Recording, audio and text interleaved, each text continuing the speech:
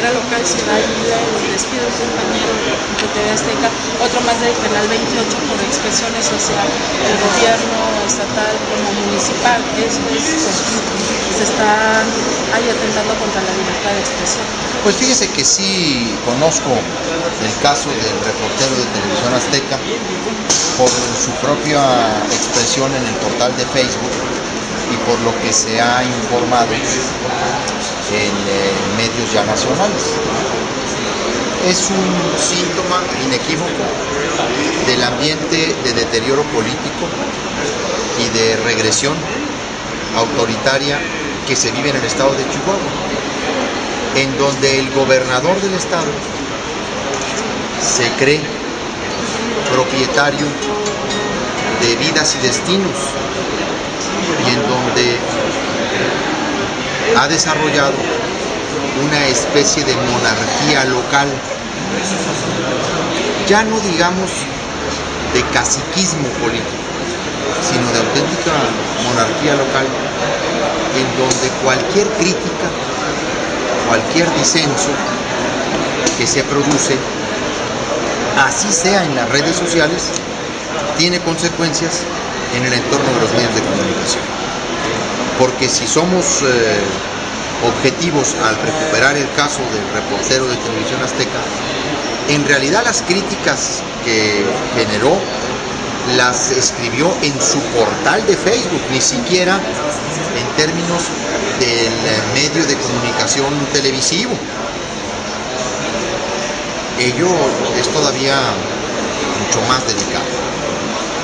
Tratándose de un despido con estas características, de las que el propio abogado de Televisión Azteca del Corporativo Central se hizo cargo de comunicar, y los términos de esa notificación, yo creo que estamos absolutamente obligados, y en mi caso como legislador federal, a llevar este asunto a la Comisión Nacional de los Derechos Humanos, de las instancias procuradoras de los derechos de los periodistas, porque el ambiente de control político que se ha producido vía los contratos de publicidad se está extendiendo a medidas de represión y medidas atentatorias para la libertad de expresión. Por eso deploro la circunstancia, términos y formas y fondo del despido de este reportero de Televisión Azteca. Senador, hablaba hace un rato de la poca o nula independencia del Congreso del Estado. ¿Es la percepción que hay a nivel nacional? Hay una percepción de que la división de poderes en los estados, y particularmente en este, está borrada. Que los gobernadores de los estados tienen una influencia decisiva en las decisiones que toman los congresos vía la mayoría de diputados de su partido. Son dueños de los congresos de los estados. Y aquí pues hemos visto ya desde hace un buen rato cómo las funciones de contrapeso, de equilibrio, de fiscalización que debieran serle propias al Congreso del Estado, pues no lo son. Está muy desdibujada la división de poderes en Chihuahua. La connivencia del poder legislativo, en su mayoría priista, con el gobernador, es uno de los datos pues más lamentables de los últimos tiempos en nuestra entidad. Está borrada la línea que divide al poder legislativo local del ejecutivo. ¿Cómo va la ley Telecom en la discusión? Y bueno, pues sé que al principio, bueno, pues se mencionaba mucho en las redes sociales que iba a haber ahí algún control sobre lo que se publicaba. La parte de internet efectivamente se ha logrado eliminar, pero subsisten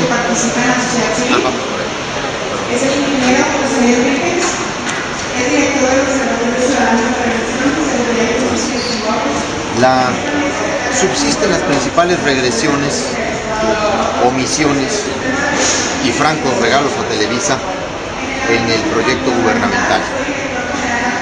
Por más que se han hecho esfuerzos de corregir, de enmendar, de adicionar, el gobierno no cede en las contradicciones constitucionales porque quiere recuperar por la vía de la ley las facultades y atribuciones que perdió en la Constitución, pero además quiere generar una protección a Televisa en el mercado de la televisión de paga al insistir en que los preponderantes deben ser declarados solo por sector y no por servicios, como dice la Constitución. Hay muchas insuficiencias todavía en el proyecto gubernamental y parece que se terminarán imponiendo los intereses de la televisión. Formular una acción de inconstitucionalidad ante la Suprema Corte de Justicia de la Nación, porque ahora tendríamos más materia que hace 8 años, toda vez que la legislación reglamentaria no solamente deberá ser comparada con la reforma constitucional del 6º, del 7º, del 27, del 28 y de los artículos que se reformaron, sino debe ser también comparada con la reforma que en materia de derechos humanos se incorporó al artículo 1 de la Constitución con los principios de progresividad. Entonces ese es el tema.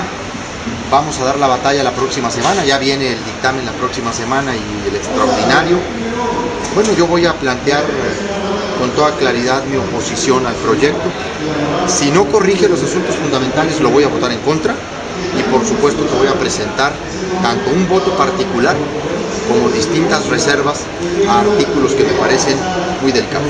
Señor, el día de ayer, perdón, no sé, ¿es el mismo tema? Sí, una legisladora del PRD sorprendida con una grabación hablando de negocios particulares con este tema de Telecom. ¿Cuál es su comentario al respecto? Pues yo he lamentado mucho esa falta de cuidado y de conciencia de responsabilidad legislativa que se aprecia en la conversación telefónica de Purificación Carpinteiro.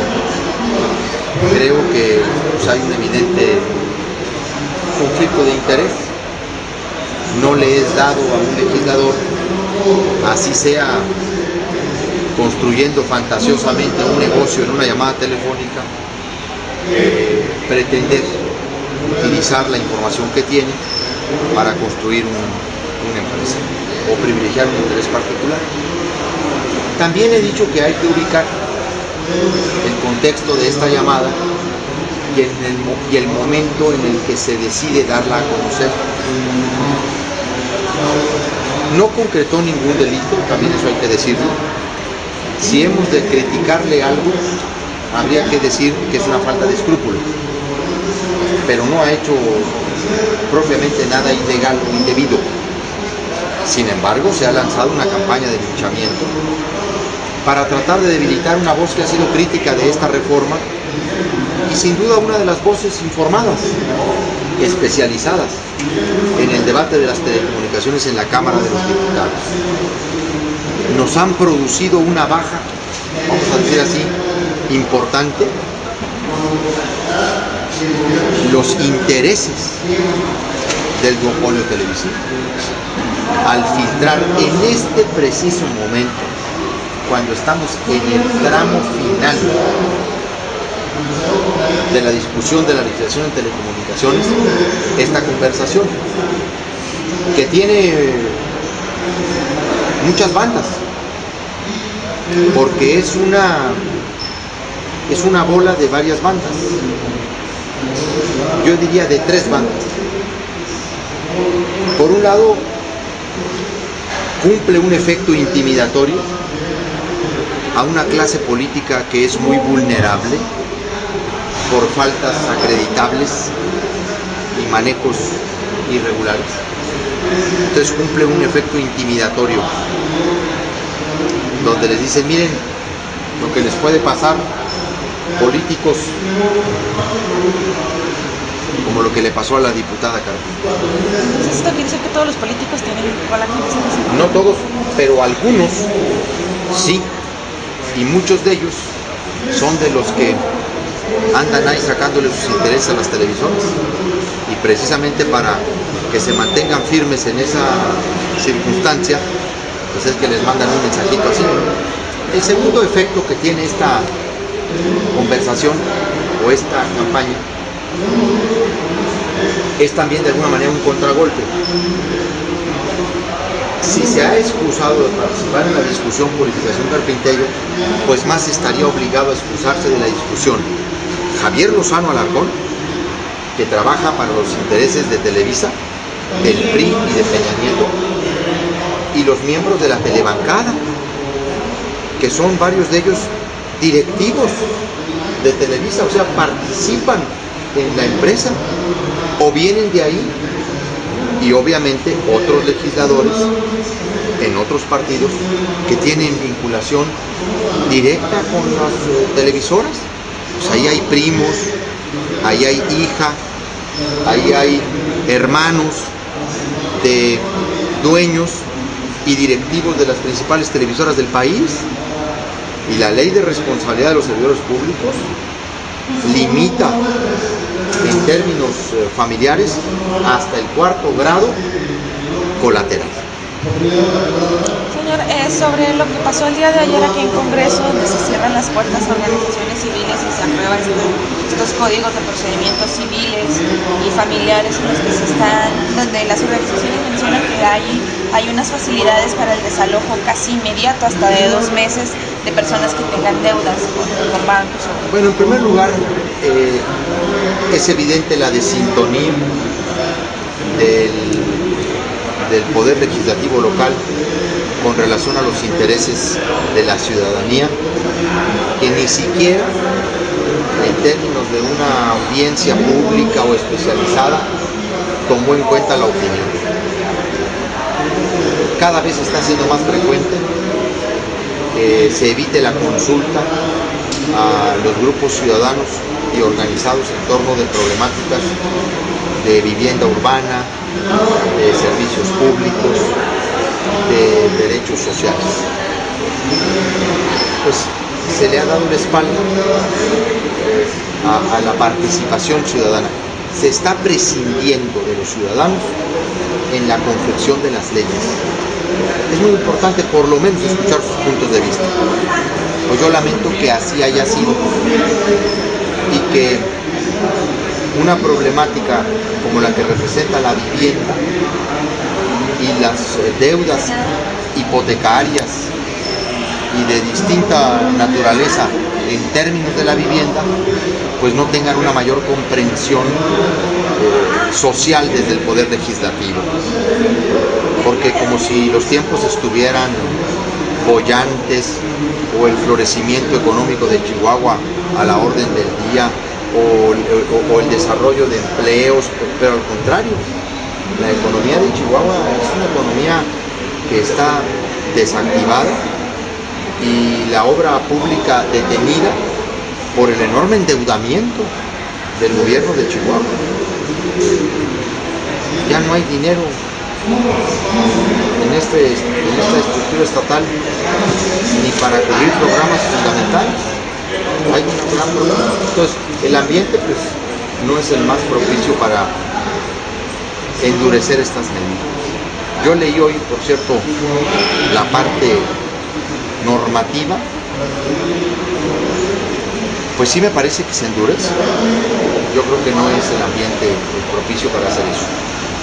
Senador, finalmente, por mi parte, hay un rumor nacional, local, acerca de algunas negociaciones que se estarían dando para el presidente Enrique Peña Nieto y Gustavo Madero para favorecerlo ya con lo que sería la gubernatura entrante.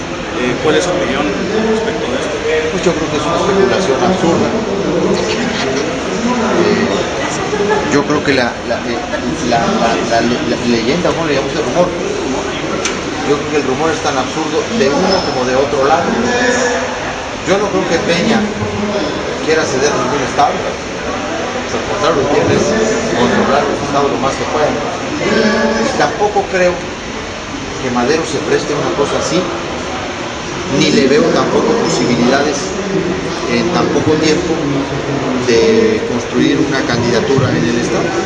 Tiene una presencia nacional, pero para ser candidato a gobernador en Chihuahua se requiere de algo más que una presencia nacional. Es muy importante también un vínculo directo, fuerte con el estado, y tampoco lo veo metido en ese plan.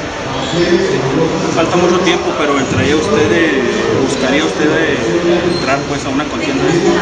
Pues usted mismo dijo, falta mucho tiempo, y yo voy a analizar las condiciones que en su momento se presenten para saber si yo participo o no, y si realmente es bueno para Chihuahua y para el partido una participación como la mía. Pero en su momento lo voy a pensar. Yo no voy a andar con el cuento de que me doy por muerto, que me descarto, que sí o que no. No. Simplemente no lo tengo ahorita ni resuelto ni bien pensado. Ándale, pues. Hasta luego.